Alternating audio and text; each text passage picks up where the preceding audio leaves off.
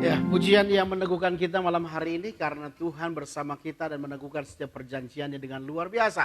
Nah, malam hari ini seperti yang saya sampaikan tadi di awal, calls ini adalah sebuah bentuk sapaan gembala kepada domba-dombanya dan memastikan kita semua callers jemaat Tuhan mendapatkan nutrisi rohani yang membuat kita kuat menghadapi segala keadaan yang sukar. Dan malam hari ini ada Bapak Michael Sutiono, mungkin bisa disapa callers di mereka berada hari ini Pak Michael. Shalom, callers. Ya, Pak Michael adalah seorang hamba Tuhan yang bergerak di marketplace, jadi dia masih bertugas di Michelin ya. Salah satu direktur di Michelin sana. Dan kita bersyukur ada orang-orang yang mengasihi Tuhan di level-level sebuah perusahaan di top manajemen ya. Kita berdoa bahwa ini akan terimpartasi kepada banyak nanti perusahaan, top manajemen mereka adalah orang-orang yang mengasihi Tuhan. Dan malam hari ini kita akan bahas tentang tema melampaui batas akal. Dan sekali lagi seperti saya ungkapkan tadi, bagi Anda yang memiliki pertanyaan boleh bertanya, sematkan di komen saudara dan nanti akan dibahas malam hari ini karena Pak Michael akan memberikan kesempatan waktu untuk bertanya jawab. Nah, Pak Michael, hari ini kita bahas tentang melampaui batas akal. Apa maksudnya melampaui batas akal bagian yang ketiga malam hari ini? Mungkin disampaikan kepada callers malam hari ini, Pak. Baik, selamat malam Bapak Ibu Saudara-saudari sekalian. Apakah Bapak Ibu Saudara-saudari sekalian merasa malam hari ini kita diberkati? Amin. Sangat diberkati. Ya. Kenapa? Karena negara merah putih ini masih memberikan kebebasan. Amin. Untuk kita memuji, untuk kita bersama-sama menyembah Tuhan kita Yesus Kristus, dan tentunya kita masih boleh streaming untuk mendengarkan firman Tuhan. Saya kira ini adalah berkat yang sangat luar biasa, Pak Gembala. Karena masih bebas kita mendengarkan firman Tuhan dari streaming ini. Baik, saya akan mengulas sedikit saja dan singkat saja. Sebetulnya saya sudah buat gambar-gambar karikatur. Nanti mungkin Pak Gembala yang akan sharing di dalam Facebook ya atau di YouTube ya. Jadi saya akan mengulas bagian besar saja. Melampaui akal yang pertama adalah bagaimana damai sejahtera yang melampaui akal itu bisa ada di dalam kehidupan kita. Jaminan dari Allah, jaminan dari Yesus itu sudah jelas. Betapa dalamnya hikmat dan pengetahuan Allah sehingga tak terselidiki oleh siapapun. Ya, bahkan malaikat pun juga tidak tahu. Ya, kalau Yesus itu akan diturunkan ke dunia. Hanya Allah Bapa yang tahu. Dan sesuai dengan lagu tadi, bahwa hidup kita perlu menggenapi firman. Lakukan firman Tuhan. Amin. Ya, karena rencana dan karyanya itu sempurna, jelas. Kalau ada yang bertanya kepada Bapak Ibu Saudara-saudara sekalian, apa buktinya rencana dan karyanya itu sempurna dan apa wujud nyatanya? Baru saja kemarin kita rayakan kenaikan Tuhan Yesus. Pertanyaannya, apakah hari libur kenaikan Tuhan Yesus itu hanya di Indonesia, Pak Gembala? Tentunya tidak ya. Tidak. Di seluruh dunia merayakan kenaikan Tuhan Yesus. Artinya itu adalah sudah bukti sejarah. Itu terjadi pada waktu itu. Ini sudah bukti. Orang yang tidak mau percaya kepada Yesus, is okay. Itu adalah pilihan. Orang yang percaya kepada Yesus, ini terbukti. Ini adalah sejarah. Dan banyak orang yang menyaksikan. Ya, dan kita punya Allah yang luar biasa, bersyukur kita dipilih Allah. Ya. Dan ketika kita dipilih Allah, maka kita masuk ke dalam lingkaran di mana semuanya dari Allah, oleh Allah, dan untuk Allah. Maka kalau kita ada di dalam lingkaran itu, damai sejahtera Allah yang melampaui akal akan menyertai hidup kita. Bapak Ibu Saudara sekalian. Bukan berarti kita harus jadi konglomerat, tidak. Malam hari ini, beberapa dari Bapak Ibu Saudara sekalian mungkin ada yang melihat saya, oh ya hidupnya sudah enak, Sakal, ya? sudah settle. Tidak. Tidak seperti itu. Tinggal bagaimana kita menyikapinya, bagaimana kita mensyukurinya. Ya, seperti di melampaui akal yang pertama, jangan lupa berdoa, mengucap syukur, memohon kepada Tuhan. Kalau kita memang ada sesuatu, berpikirlah positif. Pikirkan apa yang Allah mau dengan hidup kita, lakukan firman Tuhan. Ya. Kemudian yang kedua, melampaui akal yang kedua, contoh yang jelas adalah Abraham. Ketika dia tinggal di rumahnya, Tuhan memberikan perintah, pergilah. Abraham punya taat, maka dia pergi. Pergi melakukan firman Tuhan, berjalan. Itu adalah satu perjalanan. Bukan perjalanan biasa, Bapak Ibu Saudara sekalian. Itu adalah perjalanan ujian. Kenapa? Buktinya ketika dia sampai di satu tempat untuk bermalam, dan dia membuat sebuah mezbah. Pada waktu itu Allah menjanjikan sesuatu kepada dia. Dari situ dia pergi lagi ke tempat berikutnya, dan di situ pula Allah memberitahukan hal yang lain lagi kepada Abraham. Demikianlah ketika kita masuk ke dalam damai sejahtera Allah, yang melampaui akal, di dalam perjalanan, Allah akan limpahkan kepada kita. Bapak Ibu Saudara sekalian, kita masuk ke dalam melampaui akal yang ketiga.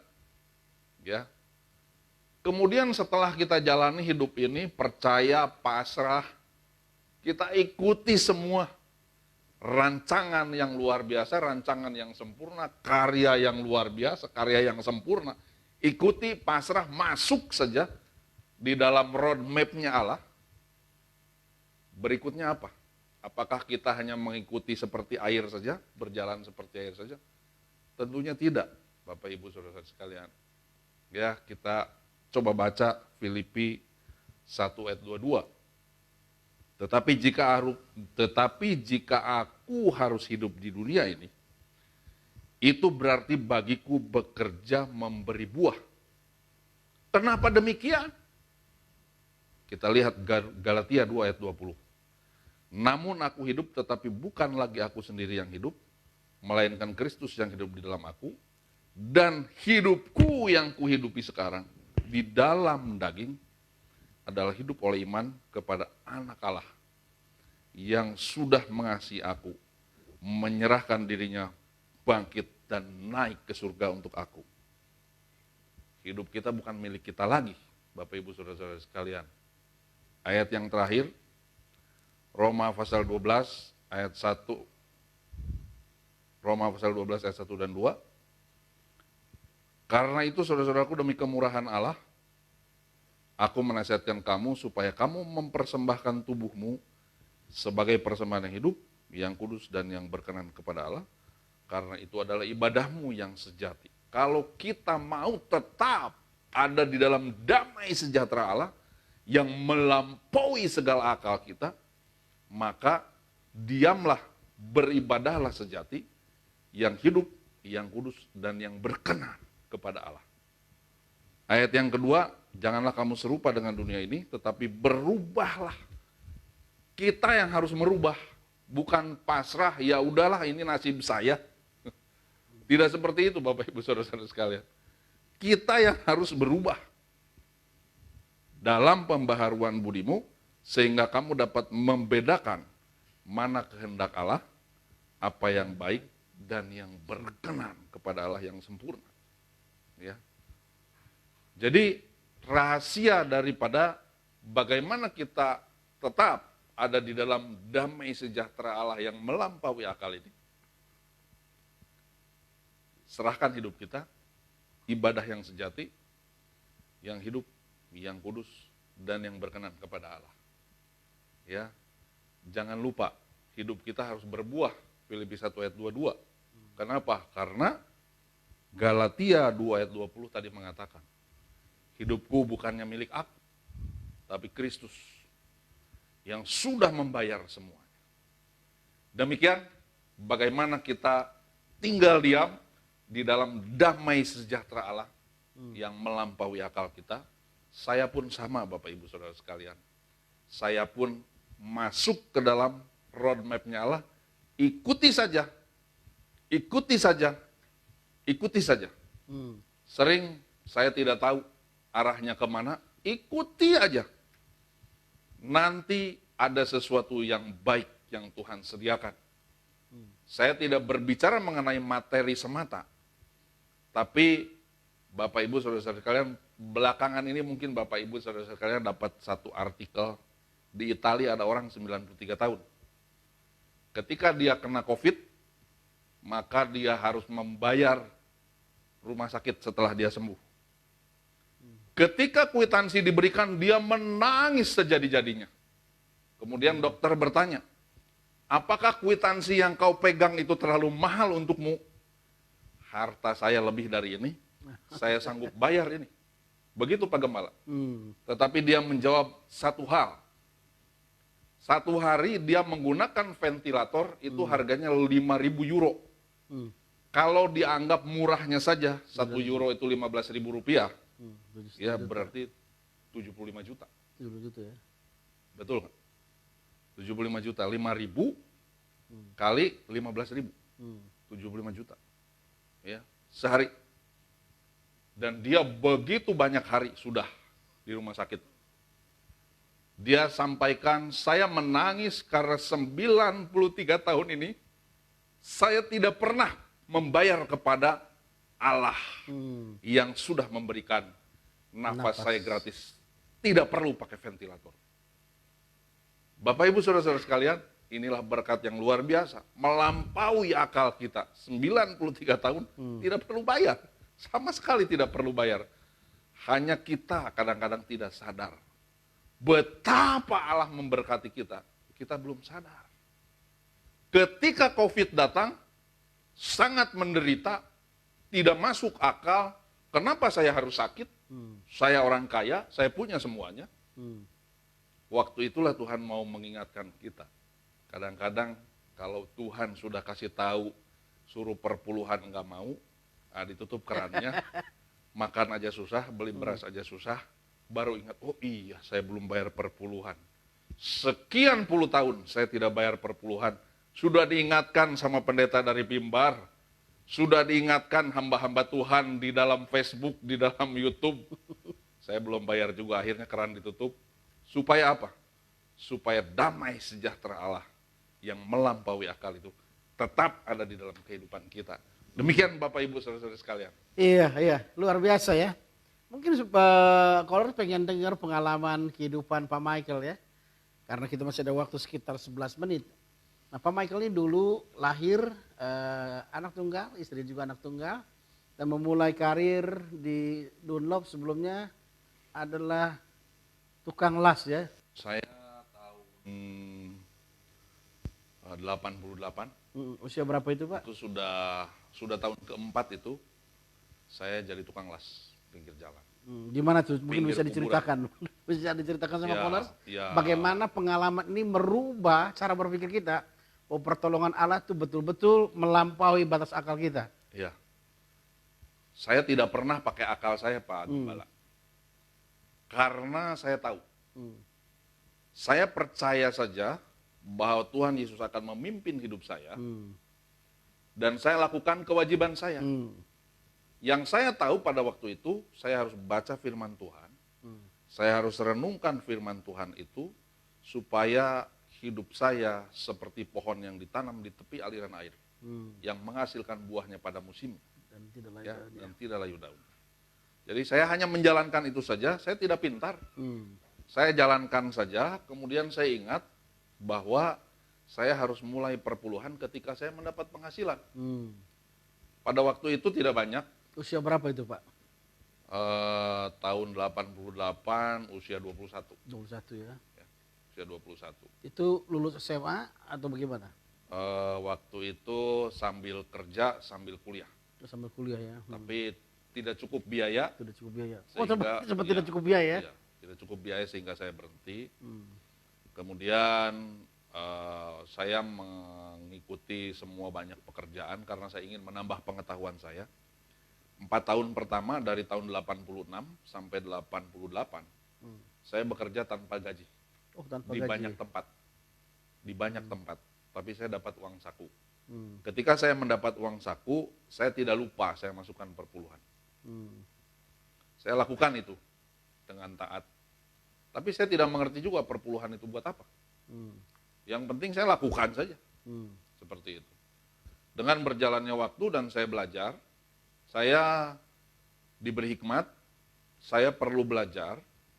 Saya masuk di perusahaan Jepang, saya tidak bisa bahasa Jepang, saya belajar bahasa Jepang. Dan saya juga belajar bahasa Inggris.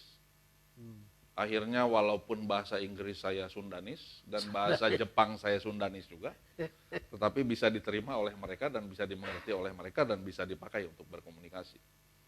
Singkat cerita, saya diambil oleh sebuah perusahaan tekstil lokal. Kemudian waktu itu saya jadi office boy. Oh, sempat jadi office boy ya? Office boy, ya, di produksi. Dan ketika itu saya lakukan semua. Ternyata Tuhan punya rencana di situ. 4 tahun ketika saya bekerja tanpa digaji, maka di tahun kelima saya masuk di pabrik tekstil. Itulah kejadian yang luar biasa. Ada satu mesin yang tidak bisa ditangani oleh orang lokal, harus menunggu teknisi dari luar negeri. Dan terakhir saya ditawarkan, kamu berani nggak pegang mesin itu? Saya bilang, kasih pinjam saya bukunya. 2 hari 2 malam saya pelajari, saya hanya tidur 2 jam saja setiap malam. Saya terjemahkan semuanya dengan bahasa Inggris saya yang pas-pasan. Pas-pasan kurang maksudnya, Pak Gembala, bukan pas-pasan bagus. Ya, dan saya terjemahkan, kemudian saya minta hari ketiga alat-alatnya semuanya dengan pengalaman saya 4 tahun tanpa digaji. Dan itu ternyata 4 tahun itu saya baru tahu di tahun kelima Tuhan sudah persiapkan semua. Sehingga tanpa teknisi Jepang dan tanpa teknisi Jerman datang, saya pegang mesin itu jalan tanpa masalah sama sekali. Di situ mulai saya dicari oleh Dirut dan kemudian saya dikirim ke Jepang. Oh, sempat selama ke Jepang. 3 bulan. Oh, 3 bulan. Untuk membuka pabrik baru. Grup perusahaan itu. Sampai sekarang grup perusahaan itu masih ada. Kira-kira berjalan 3-4 tahun.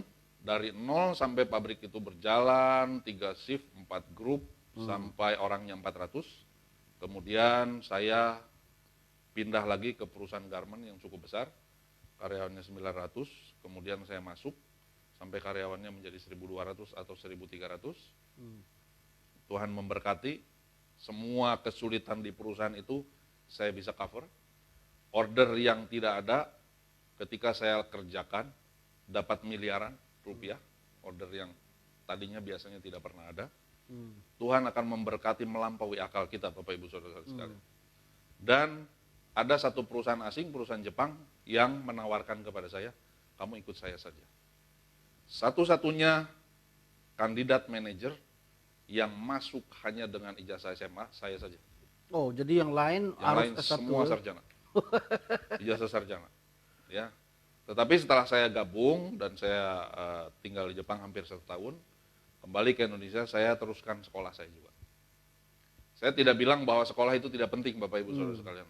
Saya bilang sekolah itu penting karena untuk membentuk pola berpikir kita. Sekolah setinggi-tingginya. Gapailah ilmu setinggi-tingginya. Ya.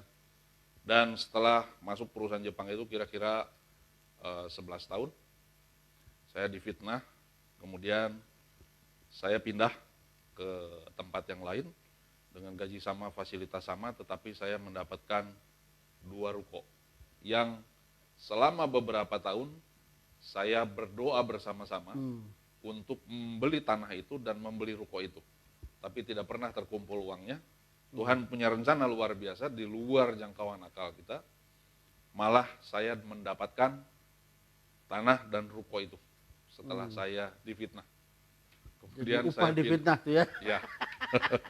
Bapak Ibu Saudara sekalian, ketika saya difitnah, rasanya tidak enak pada waktu itu. Tetapi hari ini saya boleh mengatakan untung saya difitnah waktu itu. Kalau enggak, saya enggak akan naik ke Lexus, Bapak Ibu sekalian. Ya, hari ini Itu tentang materi ya, tetapi tentang kesehatan itu jauh lebih mahal. daripada materi. Materi itu ya nomor yang ke Sekian, sekian ya. puluh atau sekian ratus. Tetapi hari ini Tuhan memberkati kehidupan kami, keluarga kami. Luar biasa. Iya, kalau saudara bisa bayangkan, dari seorang yang nyaris tidak punya pengharapan, pendidikan sekarang menjadi sesuatu yang penting karena itu menjadi tiket kita masuk bekerja.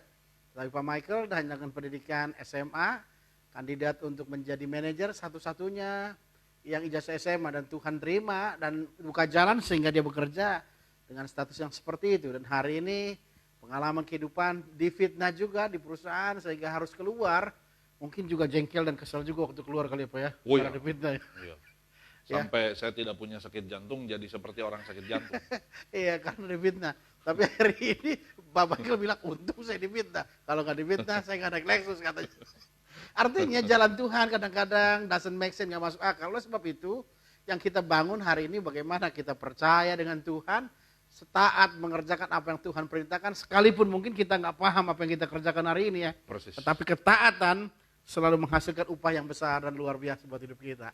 Ya malam hari ini luar biasa pengalaman pribadi Pak Michael, seorang ya, hamba Tuhan di marketplace yang sudah cerita bagaimana hanya dari seorang bekerja tanpa upah, hanya dikasih uang saku untuk makan saja. Artinya mungkin sebagian orang sudah menganggap ya hopeless lah, nggak ada harapan orang seperti itu. Tetapi ternyata 4 tahun pendidikan Tuhan membuat tahun kelima dia dipromosikan Tuhan. Jadi hari ini mungkin kita ada sedang di bawah, titik nadir. Percayalah, itu cara persiapan Tuhan untuk mempromosikan engkau pada saatnya engkau dilihat mampu oleh Tuhan ya. Amen. Malah hari ini kita akan berdoa sebelum kita menutupnya. Mari kita berdoa.